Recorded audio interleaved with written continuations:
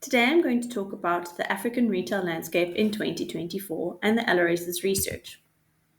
The LRS currently monitors 8 retail companies including Cashbuild, Foschini, Massmart, Mr. Price, Pick n Pay, Shoprite, Spar, Truworths and Woolworths. The retail sector in South Africa is the second largest employer after the government. South Africa's retail giants have spent over 2.4 billion rand to battle load shedding. Some experts think that load shedding is driving inflation. CPI is currently over 6%, and food prices are surging. When looking in Africa, we have to remember that African consumers, on average, continue to buy more than 70% of their food, beverages, and personal care products from the continent's more than 2.5 million small, independent shops.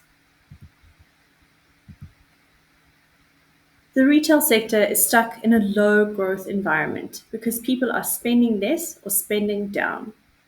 Things will get worse before they get better because costs are up and sales are down.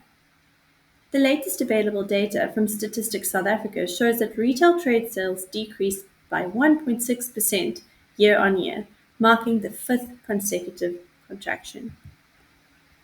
We cannot forget that women form the largest percentage of retail workers, and this puts them in a more precarious position as technology changes.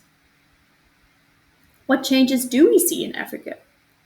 We see large percentage of internet penetration, with over 570 million people in Africa using the internet in 2022. The rest of the world has internet penetration of 62.9%, while in Africa, internet penetration is at 39%. Africa has the fastest rate of urbanization in the world. Mobile money, like M-Pesa, has seen large-scale adoption in Africa. After being in operation for a decade, more than 50% of the GDP of Kenya goes through M-Pesa. There are challenges when it comes to e-commerce. The lack of national street address systems in many African countries, the expense of last-mile delivery, and the fact that most Africans are unbanked. The gig economy has not escaped South Africa and South Africa.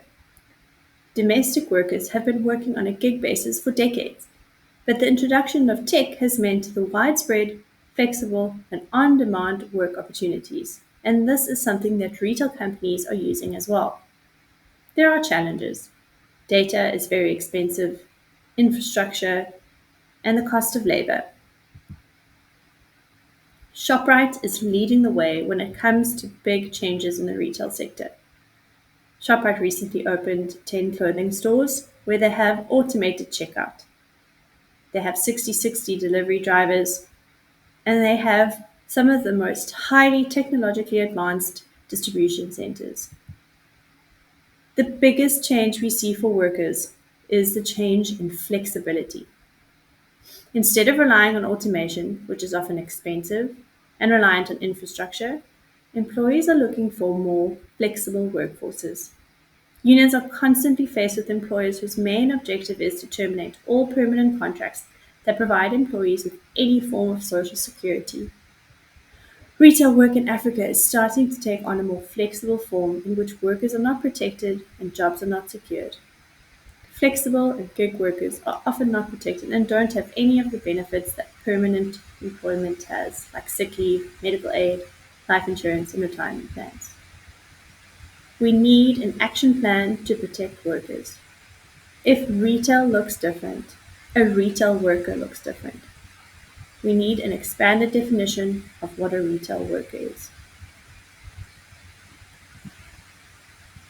Please feel free to reach out to my email or go to our website for more information.